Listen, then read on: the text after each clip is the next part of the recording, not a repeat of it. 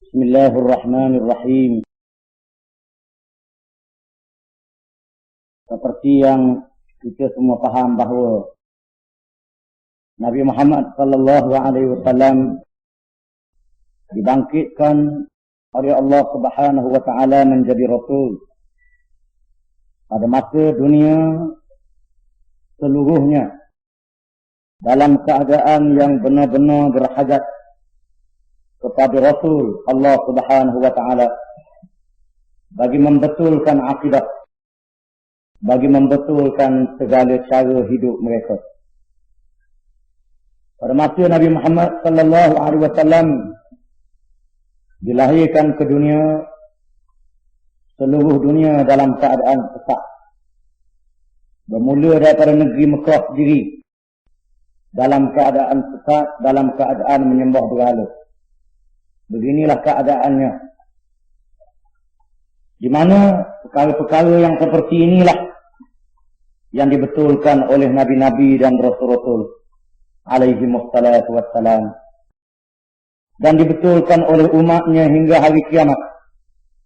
Oleh kerana cara menyembah berhala dan memuji kepada Tuhan yang lain daripada Allah ini ada lagi, maka perjuangan Islam berpanjangan hingga hari kiamat. Bukan sahaja menyeleweng dari segi menyembah berhala, juga menyeleweng dalam agama Allah Subhanahu wa taala. Ini berlaku pada masa itu di antaranya negara Rom. Negara Rom ni walaupun penduduknya menganut agama Kristian, dan agama Kristian ini pada asalnya adalah daripada agama Allah, mentauhidkan Allah Subhanahu wa taala seperti yang diajar oleh Nabi Isa bin Maryam alaihi wassalam. Tetapi pengikut-pengikutnya yang kemudian telah menyeleweng, telah terpesong. Dengan sebab itu mereka menjadi sesat. Walaupun mereka mengikut agama Allah pada asalnya, bila menyeleweng jadi sesat. Bukan sahaja negeri Rom yang menganut agama Kristian. Yang ketiga, orang Yahudi. Orang Yahudi yang diberi keistimewaan oleh Allah dengan diutuskan Nabi Musa dan Harun alaihi wassalam. Di samping Taurat yang memberi petunjuk kepada mereka, begitu juga nabi-nabi yang lain yang diutuskan oleh Allah kemudian daripadanya. Keistimewaan yang dikurniakan oleh Allah, pertolongan bagi membebaskan mereka dari kezaliman dengan cara yang tidak pernah diberi kepada umat yang lain. Allah Ta'ala tolong orang Yahudi ini, tidak pernah diberi pertolongan kepada umat yang lain. Laut boleh dijadikan lorong untuk menyelamatkan mereka daripada buruan Fir'aun. Patutnya mereka bersyukur kepada Allah. Allah Ta'ala utuskan kepada mereka nabi-nabi. Allah Ta'ala utuskan kepada mereka kitab Taurat. Di dalam Taurat itu menerangkan hukum Allah Subhanahu wa Ta'ala. Tetapi mereka menjadi umat yang tidak layak menjadi contoh yang baik kepada manusia. Kerana penyelewengan akidah, juga hal-hal yang lain. Orang Yahudi yang ada kitab ni pun sesat juga. Kerana mereka tidak beramal dengan kitab yang diturunkan oleh Allah Subhanahu wa taala. Mereka menyeleweng. Mereka ada kitab Taurat, tak beramal dengan Taurat. Matalul ladzina hummilut Taurata thumma lam yahmiluha kamatalil himari yahmilu asfara. Bandingan orang yang ditanggungkan ke atas mereka akan kitab Taurat, kemudian mereka tidak menanggungnya, tidak beramal dengan kitab Taurat itu, samalah seperti binatang himar, binatang kejal yang membawa barang-barang di atas belakang dia dengan dia tidak tahu apa barang itu. Inilah orang Yahudi. Kesesatan mereka dan kesesatan yang seperti menyebabkan mereka tidak layak untuk memimpin manusia. Mereka tak boleh menjadi contoh dan teladan. Dengan sebab itu mereka perlu dibetulkan. Al-Quranul Karim mendedahkan sifat-sifat mereka yang jahat terhadap agama Allah.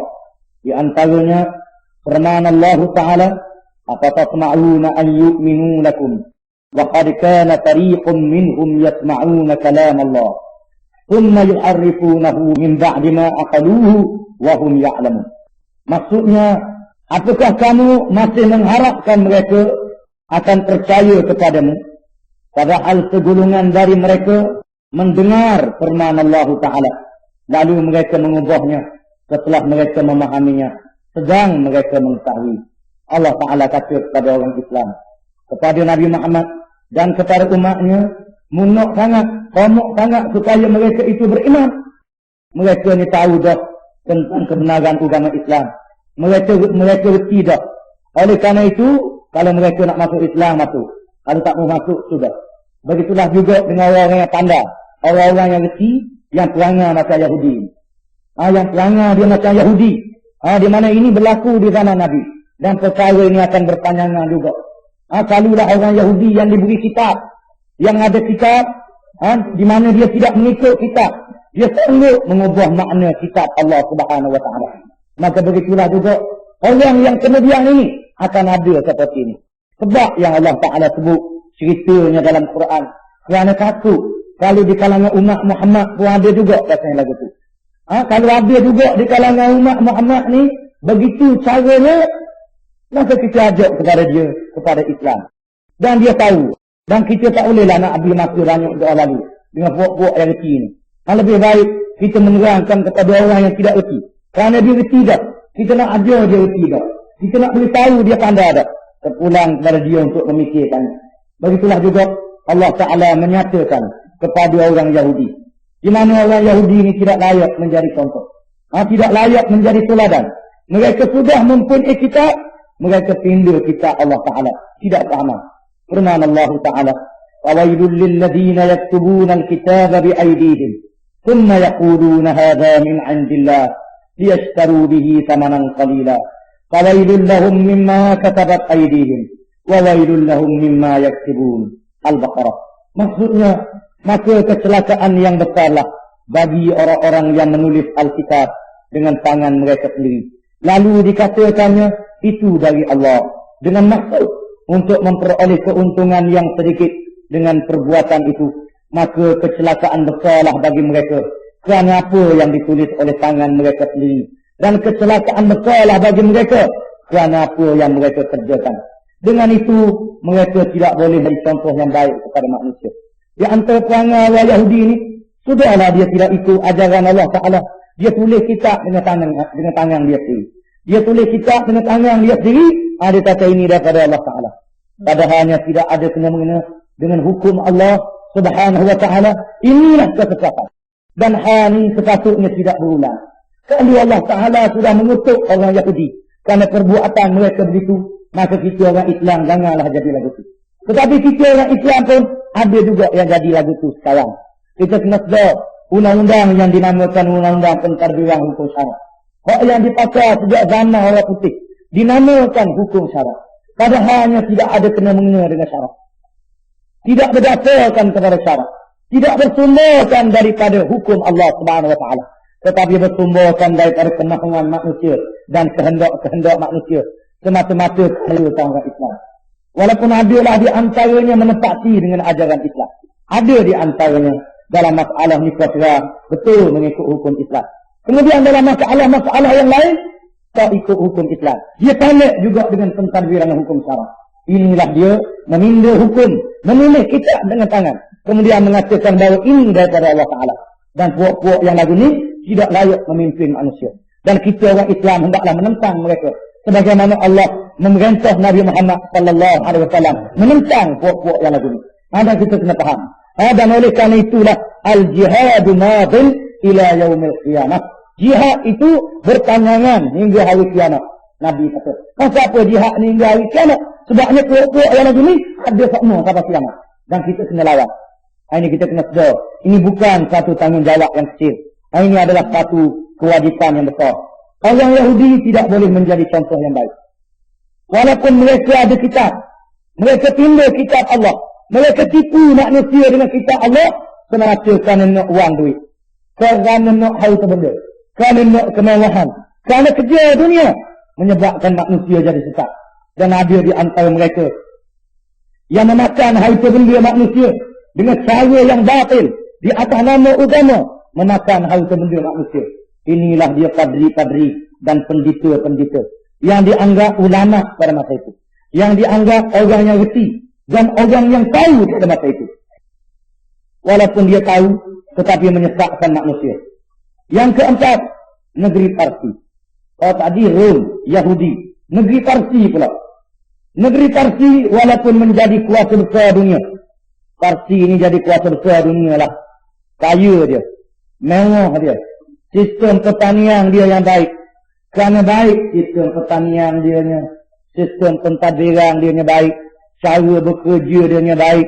Tak ada apa-apa. Bagus. Macam Jepun dia ni lah. Sebut Jepun dia ni.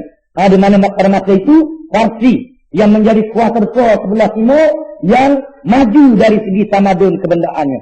Sistem tali air dia baik. Sistem pentadbiran dia bagus. Tetapi puak-puak ni sesat juga. Kerana tamadun kebendaannya tiba-tiba menjadi medan kepada falsafah baru. Negeri Parsi ini juga menjadi medan kepada falsafah baru. Kepada ajaran baru yang tidak boleh menjadi contoh. Yang mengajar manusia bersifat seperti binatang. Di antaranya ajaran Zaradash.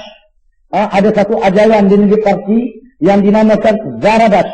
Yang dianut oleh orang-orang yang memerintah negara. Di mana Zaradash ini menjadi falsafah yang dipegang oleh ketua-ketua negara. Oleh menteri-menteri dan orang top. Di mana ajaran ini memberi kelebihan kepada orang-orang yang berkahwin dengan keluarga yang diharamkan berkahwin dengannya. Seperti ibu, anak dan saudara perempuannya sendiri.